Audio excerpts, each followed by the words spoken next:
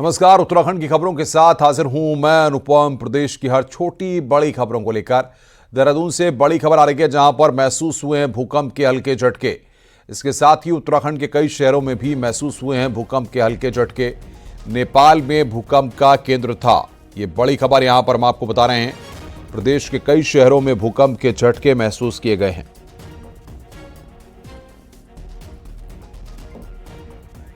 तो देहरादून में भी महसूस हुए हैं हल्के झटके। नेपाल में भूकंप का केंद्र था। उत्तराखंड में भी महसूस हुए हैं भूकंप के झटके। प्रदेश के कई शहरों में महसूस हुए हैं भूकंप के झटके।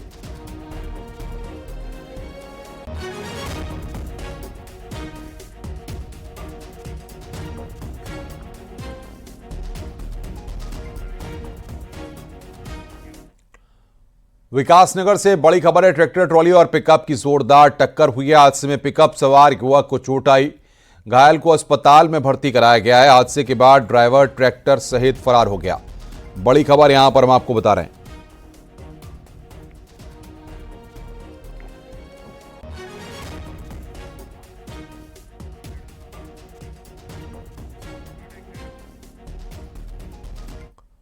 उत्तराखंड हाईकोर्ट ने बागेश्वर में खड़िया खनन पर रोक लगा दी है। चीफ जस्टिस कोर्ट ने कहा है कि इस आदेश को तत्काल लागू करें। वहीं हाईकोर्ट ने सचिव खनन, निदेशक खनन और डीएम को तलब किया है और सभी अधिकारियों को 9 जनवरी को कोर्ट में पेश होने का आदेश दिया है। बता दें कि जिले में खड़िया खनन के चलते बागेश्वर कांडा के 4 गांव खतरे की जद में आ गए हैं और मकानों में दरारें आने लगी हैं, जिसके बाद हाईकोर्ट में मामले को गंभीर मानते हुए खुद संज्ञान लिया था और जांच के लिए कोर्ट कमिश्नर नियुक्त किया गया था।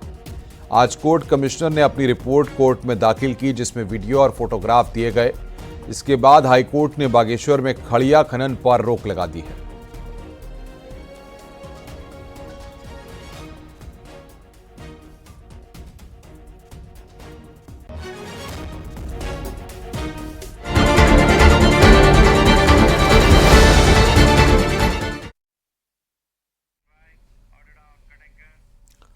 राज्य में निकाय चुनाव में आरक्षण को लेकर हाईकोर्ट में चुनौती दी गई है, जिसको लेकर सोमवार को सुनवाई हुई और आज भी मामले में सुनवाई जारी रहेगी। कोर्ट कल सुनवाई के दौरान कई सवाल उठाए हैं कि क्या ऐसी जरूरत थी कि अंतिम आरक्षण वाले दिन ही आचार संहिता लागू करनी पड़ी। सुनवाई का मौका क्यों नहीं दिया गया। आरक्षण रोस्टर कई सीटों पर पिछले चुनाव जैसा क्यों। कोर्ट ने पूछा है कि कौन से डाटा से चुनाव हो रहा है। हल्द्वानी सीट 3 बार से ही कैसे जनरल हो रही है। क्या रोस्टर यहां लागू नहीं होता। हालांकि कोर्ट के सवालों पर सरकार ने अपना तर्क दिया और कोर्ट से जवाब दाखिल करने के लिए आज तक का समय मांगा है।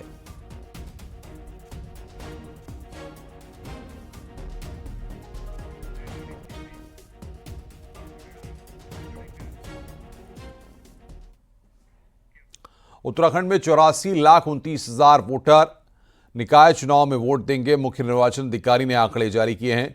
करीब 43 लाख वोटर प्रदेश के 3 जिलों में हैं। देहरादून, हरिद्वार और उधम सिंह नगर जिले में सबसे ज्यादा वोटर हैं।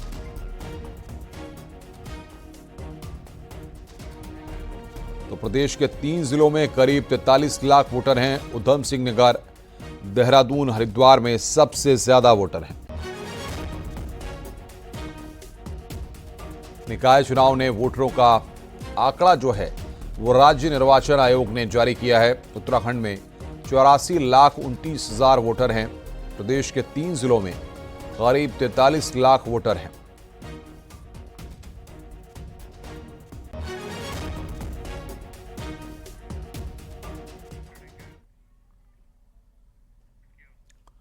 निकाय चुनाव में जोरदार घमासान चल रहा है और अभी बीजेपी इस चुनाव को भी लोकसभा और विधानसभा की तर्ज पर लड़ने जा रही है। पार्टी ने मुख्यमंत्री समेत 40 स्टार प्रचारकों को झोंक दिया है। मकसद है कि चुनावी हाइप इतना बढ़ा दिया जाए कि विपक्षी कैंडिडेट इसके बारे में सोच भी ना सके। देखिए रिपोर्ट।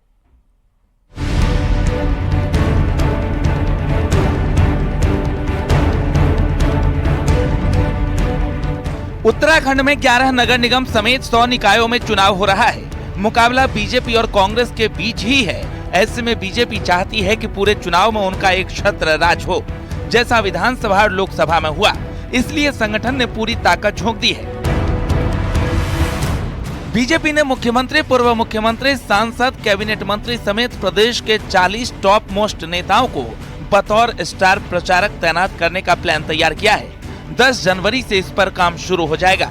10 तारीख के बाद हमारे माननीय मुख्यमंत्री जी हैं, माननीय प्रदेश अध्यक्ष जी हैं, हमारे राज्य सरकार के कैबिनेट मंत्री हैं, पूर्व मुख्यमंत्री हैं, इन सभी के कार्यक्रम हम 10 तारीख से लेकर 21 तारीख तक का उनके कार्यक्रम बना रहे हैं। अलग अलग निकाय में उनकी जनसभाएं भी होंगी, रोड शो के कार्यक्रम भी होंगे और छोटी छोटी बैठकें भी हम लोग इस बीच में करवाएंगे। 11 जनवरी से 21 जनवरी तक बीजेपी प्रदेश भर में विधानसभा चुनाव की तर्ज पर ताबड़तोड़ रोड शो, जनसभाएं, नुक्कड़ सभाएं करने जा रही है। मुख्यमंत्री निगमों और जिला मुख्यालयों में जनसभा, रोड शो करेंगे। इस दौरान बीजेपी प्रदेश अध्यक्ष भी मुख्यमंत्री के साथ होंगे, तो मंत्री और सांसद भी अपने अपने क्षेत्रों में चुनाव प्रचार की कमान संभालेंगे। यानी निकाय चुनाव का असली रण अब शुरू होने वाला है। बीजेपी निकाय चुनाव को बिल्कुल भी हल्के में नहीं लेना चाहती है। उसका टारगेट इसके बाद होने वाले पंचायत चुनाव और फिर 2027 के विधानसभा चुनाव तक का है। इसलिए इतनी हाइप बनाई जा रही है। देहरादून से न्यूज 18 के लिए सुनील नप्रभात की रिपोर्ट।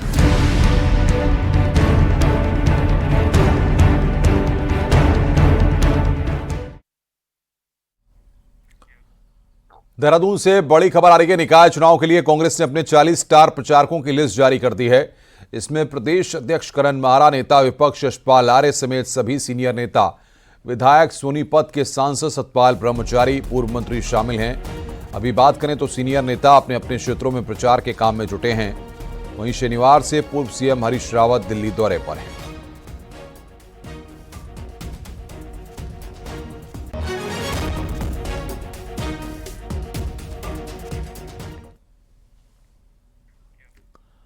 निकाय चुनाव में बागी कैंडिडेट पार्टियों के लिए किस कदर गले की हड्डी बन गए हैं, बीजेपी की हालत देखकर समझा जा सकता है। नाम वापसी की तारीख तक निष्कासन की धमकी देने वाली बीजेपी 4 दिन बाद भी बागियों पर एक्शन नहीं ले पाई है। मजबूरी यह है कि पार्टी को 8 जनवरी तक एक और मौका बागियों को देना पड़ा है। रिपोर्ट देखिए।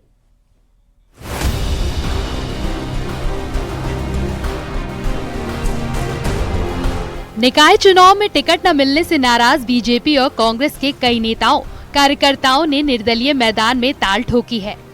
कांग्रेस की अपेक्षा बीजेपी में इनकी संख्या कहीं ज्यादा है। नाम वापसी की आखिरी तारीख 2 जनवरी से पहले बीजेपी ने चेतावनी भी जारी की थी कि पार्टी प्रत्याशी के खिलाफ बगावत करने वालों नेताओं को निष्कासित किया जाएगा। इसके लिए युद्ध स्तर पर मान मुनव्वल की कोशिश भी हुई। कुछ माने, लेकिन कई लोग मैदान में डटे रहे। बीजेपी ने फिर 3 जनवरी को 30 नेताओं की एक कोऑर्डिनेशन कमेटी भी बनाई, लेकिन खास सफलता नहीं मिली। अब बीजेपी ने एक बार फिर बागियों को 8 जनवरी तक का समय दे दिया है। इसके पीछे पार्टी का अपना तर्क है। प्रयास है, उसमें अधिकांश परिस्थिति को समझेंगे और अगर वो पुराने समय के अपने को कार्यकर्ता मानते हैं तो उस अपनी कमाई को खोएंगे नहीं, पार्टी में बने रहेंगे। और अगर महत्वाकांक्षा इतनी सवार हो जाती है कि किसी चीज की कोई परवाह व्यक्ति नहीं करता तो उसको नुकसान उठाना पड़ता है। हमारा मानना यह है कि वर्षों से कई लोग कई दशकों से भारतीय जनता पार्टी में काम कर रहे हैं और इस समय अगर उनकी टिकट न मिलने के कारण नाराजगी है, उनके मन में महत्वाकांक्षा है, तो हम ये मानते हैं कि महत्वाकांक्षा होना कोई गलत नहीं है। राजनीतिक क्षेत्र में काम करने वाले व्यक्ति की महत्वाकांक्षा रहती है और उस व्यक्ति को भी एक बार सोचने समझने का मौका दिया जाए। पूरे प्रदेश में बीजेपी में बागियों की संख्या 200 के आसपास है, जिसमें से अकेले देहरादून नगर निगम में सभासद पद के लिए 37 कार्यकर्ता बगावत पर अड़े हैं। प्रदेश के अन्य निकायों में भी अच्छी खासी संख्या में बागी चुनाव लड़ रहे हैं। पार्टी को डर है कि इतने बड़े पैमाने पर निष्कासन की कार्रवाई कहीं बैकफायर साबित न हो जाए। देहरादून से न्यूज 18 के लिए सुनील नप्रभात की रिपोर्ट। शनिवार को कांग्रेस के 3 नेता बीजेपी में शामिल हुए। तीनों को जहां पूर्व सीएम हरीश रावत का करीबी माना जाता था, वहीं बीजेपी ज्वाइन करते हुए तीनों ने पूर्व सीएम हरीश रावत को मंच से कोसा भी। इस पर अब पूर्व सीएम हरीश रावत की प्रतिक्रिया सामने आई है। हरीश रावत ने सोशल मीडिया पोस्ट पर लिखा है कि कांग्रेस में जिन लोगों को टिकट मिला वो लोग कांग्रेस के दूसरे नेताओं की मदद के लिए धन्यवाद दे रहे हैं और जिन्हें मौका नहीं मिल पाया उनका गुस्सा मुझे झेलना पड़ा है।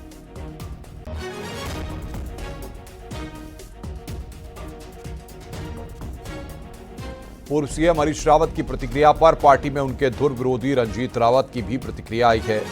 रंजीत रावत का कहना है कि इतिहास इस बात का गवाह है कि जब द्रौपदी का चीरहरण हो रहा था तब राज्यसभा मौन थी, इसलिए धृतराष्ट्र को विलाप करना पड़ा। कांग्रेस नेता रंजीत रावत के इस बयान को 2016 में कांग्रेस में हुई टूट से जोड़कर देखा जा रहा है, जब पहली बार हरीश रावत सरकार में कांग्रेस में बड़ी टूट हुई और तब से कांग्रेस संभल नहीं पाई है। तो हरीश रावत पर रंजीत रावत बोले हैं 2016 की कांग्रेस की टूट याद दिलाई है, धृतराष्ट्र को विलाप करना पड़ा।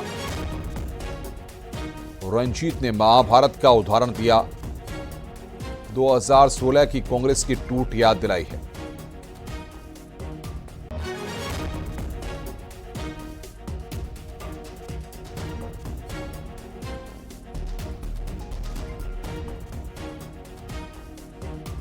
उन्हें 3 कांग्रेसियों के बीजेपी में जाने से हरीश रावत जी ने बहुत दुख बताया। इतिहास गवाह है, द्रौपदी के चीरहरण पे अगर राज्यसभा मौन रहेगी तो धृतराष्ट्र के हिस्से विलाप ही करने को आता है। निकाय चुनाव में रामनगर से बीजेपी के लिए भी राह आसान नहीं दिख रही। यहां पार्टी को कांग्रेस के साथ ही अपने ही बागी उम्मीदवार से भी कड़ी टक्कर मिल रही है। देखिए रिपोर्ट।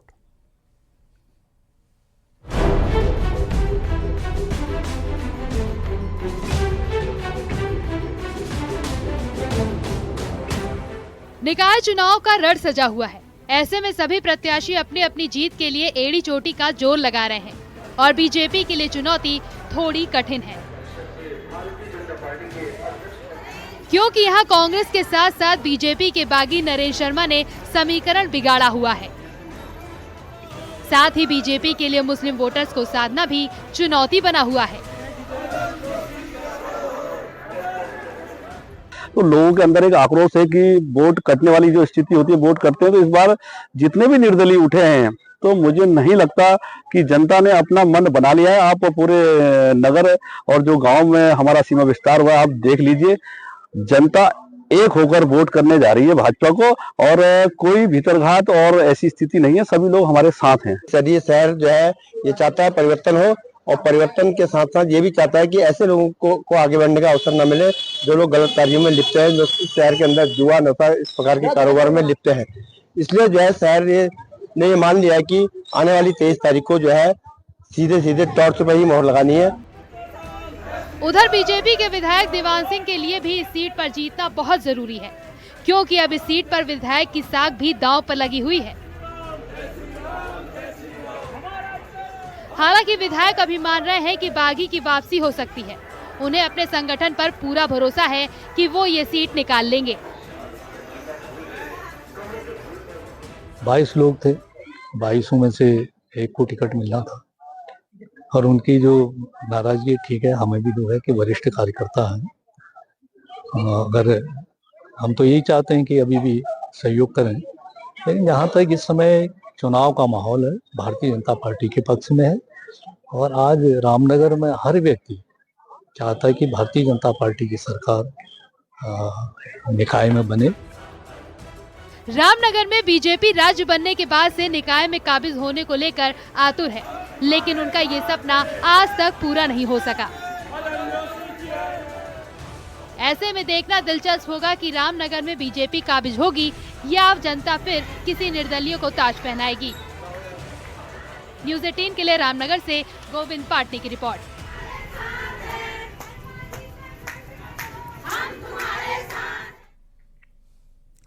उत्तरकाशी में निकाय चुनाव पूरी तरह जोर पकड़ चुका है और कड़ाके की ठंड के बीच प्रत्याशी प्रचार कर रहे हैं। और कल उत्तरकाशी नगरपालिका में बीजेपी से बागी होकर चुनाव लड़ रहे भूपेंद्र चौहान का प्रचार कर रहे समर्थक कड़ाके की ठंड में जमकर रात तक झूमते नजर आए।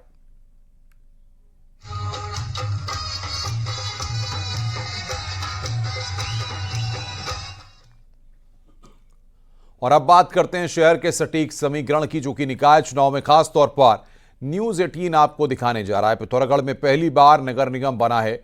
ऐसे में शहर का पहला मेयर बनने के लिए सभी उम्मीदवारों ने रात दिन एक किया है। इस सीट पर वैसे तो कांग्रेस और बीजेपी के बीच ही सीधा मुकाबला होता रहा है, लेकिन इस बार दोनों ही दलों के बागियों ने चुनावी समीकरण को पूरी तरह उलझा दिया है। पिथौरागढ़ से देखिए ग्राउंड रिपोर्ट।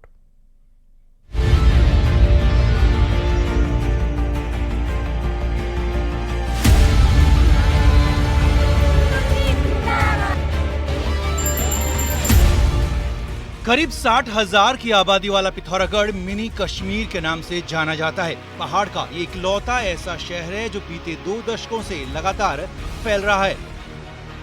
जनसंख्या का दबाव इस शहर पर लगातार बढ़ रहा है, तो ऐसे में नागरिक सुविधाओं में इजाफा भी यहाँ की दरकार है। बेहतर पैदल रास्तों के साथ ही साफ शौचालयों की यहाँ अभी भी कमी है। यही नहीं, पर्यटन के केंद्र में शहर को लाने के लिए अभी भी बहुत कुछ किया जाना बाकी है।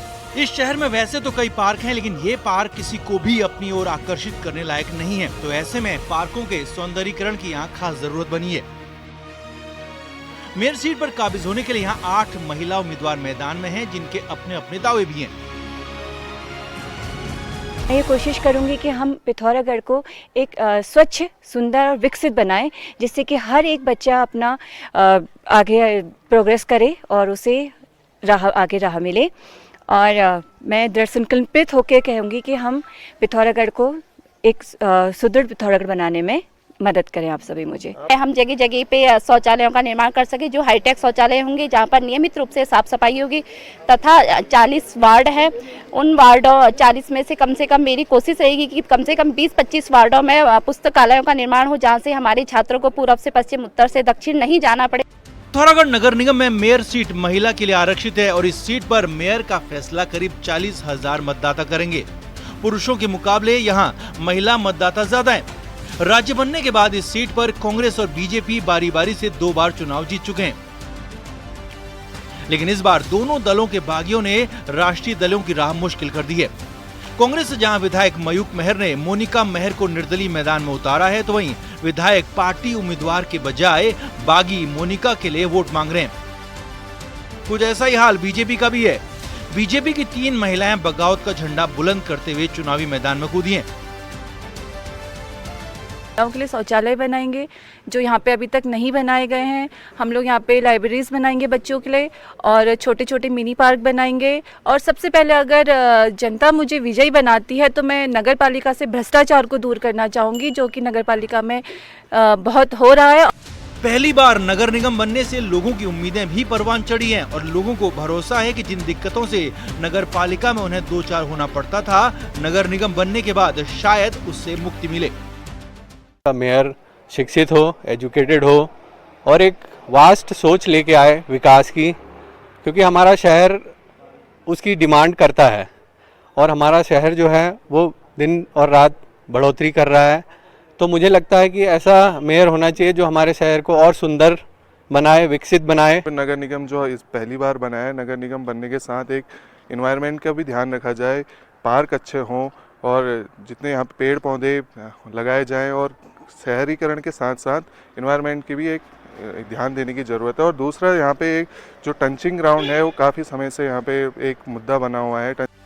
नगर निकाय चुनाव में उम्मीदवार तो जरूर पसीना बहा ही रहे हैं, लेकिन जनता भी चुनावी माहौल का पूरा मजा ले रही है। तो ऐसे में अब देखना ये बाकी है कि जनता जनार्दन पिथौरागढ़ के पहले मेयर का ताज किसके सिर बांधती है। पहली बार निगम बने पिथौरागढ़ में मेयर सीट पर काबिज होने के लिए कांग्रेस और बीजेपी ने एड़ी चोटी का जोर लगाया हुआ है, लेकिन दोनों ही दलों की राह में बागियों ने खासी मुश्किल खड़ी की है। अब ये देखना है कि बागियों से होने वाले नुकसान से किस तरीके से ये दल निपटते हैं। विजयवर्धन उप्रेती, न्यूज़ 18 पिथौरागढ़।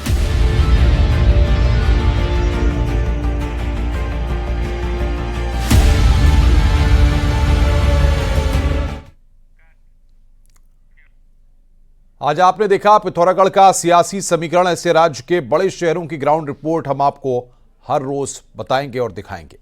आगे बढ़ते हैं। सीएम पुष्कर सिंह धामी ने केंद्रीय खेल मंत्री मनसुख मांडविया से भी मुलाकात की। उत्तराखंड में आयोजित होने वाले नेशनल गेम्स की तैयारियों को लेकर बातचीत हुई है। 28 जनवरी से नेशनल गेम्स शुरू होंगे।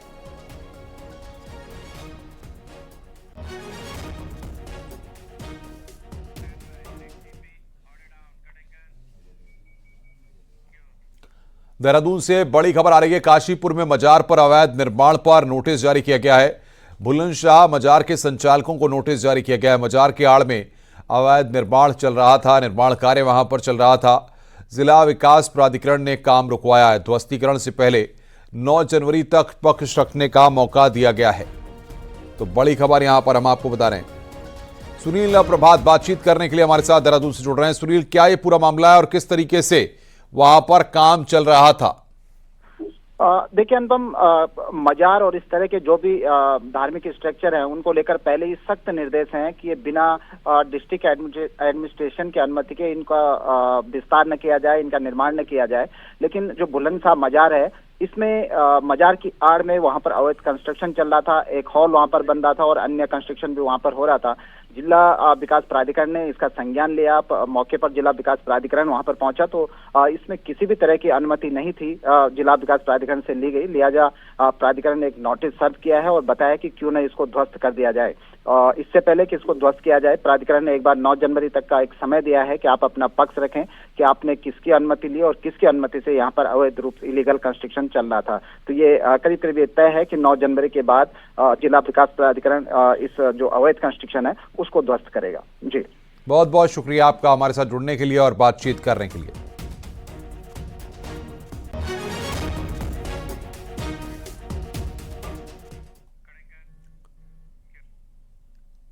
चीन में फैले HMPV वायरस ने इन दिनों काफी चिंता बढ़ा रखी है। भारत में कई मामले कर्नाटक सहित कई राज्यों में सामने आए हैं। ये वायरस कोविड की तरह मरीज के संपर्क में आने वालों को प्रभावित कर रहा है। इसके चलते उत्तराखंड स्वास्थ्य विभाग ने एक एडवाइजरी जारी की है।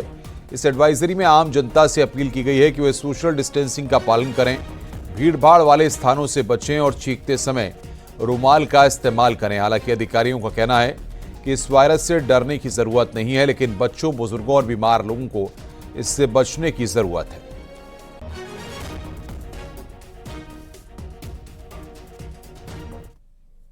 जनमानस, आम जनमानस से यही वो रहेगा, अनुरोध रहेगा कि आप जो है, जो बुजुर्ग हैं और बच्चे में और या कोमॉर्बिड हैं, ये थोड़ा सा अपना सावधानी बरतें। और हमको क्या करना है, अगर मान लिया ये सिम्टम आ गए तो हमको एक तो जैसे हम कहते, पहले भी हम कोविड के समय में हम थोड़ा जैसे सर्दी जुकाम होता था तो थोड़ा प्रिकॉशनली हम क्या रहते थे, थोड़ा डिस्टेंस बनाए रखते। नेशनल गेम्स की मशाल सोमवार को चमोली के गोपेश्वर पहुंची और यहां हरी झंडी दिखाकर सभी ब्लॉक के लिए रवाना किया गया। चमोली के साथ ही जोशीमठ, दशौली, गैरसैंण, थराली, देवाल, नंदानगर के साथ ही कर्णप्रयाग में भी मशाल जाएगी और इसके बाद दूसरे जिले की तरफ रुख करेगी। उत्तराखंड में पहली बार राष्ट्रीय खेल आयोजित हो रहे हैं।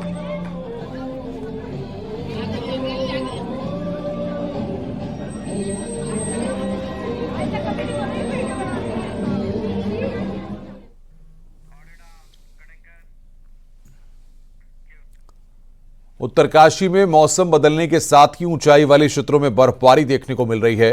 गंगोत्री और यमुनोत्री धाम में जमकर बर्फबारी हुई है। साथ ही गंगोत्री नेशनल पार्क में बर्फबारी के बाद पूरी घाटी सफेद चादर से सिमटी हुई है। मौसम बदलने के साथ ही तापमान में भारी गिरावट देखी जा रही है, जिससे पूरे इलाके में कड़ाके की ठंड पड़ रही है।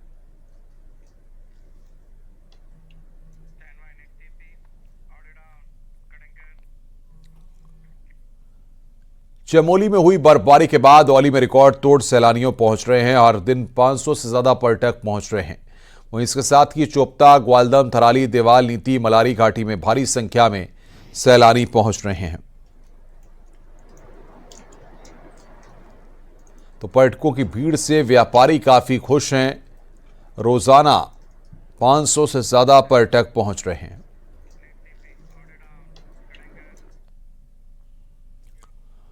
पौड़ी में फायर सीजन में जंगलों की आग से निपटने के लिए इस बार वन विभाग ड्रोन की मदद भी लेगा। विभाग ड्रोन की मदद से वन क्षेत्र में नजर रखेगा और जंगल सुलगने की घटना ड्रोन में कैद होते ही वन विभाग की टीम तत्काल मौके पर पहुंचेगी और आग की घटनाओं को बढ़ने से रोकेगी। साथ ही विभाग अलग अलग क्षेत्रों में शीतला खेत मॉडल को अपनाएगा, जिसमें ग्रामीण की मदद से जंगल की आग पर काबू पाया जाएगा।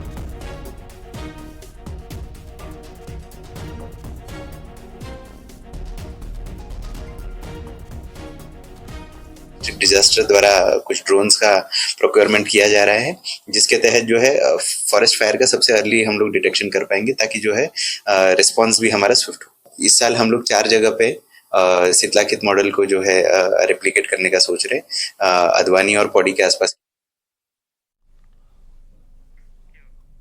रुक रहे हैं यहां पर ब्रेक के लिए। खबरों का सिलसिला लगातार जारी है।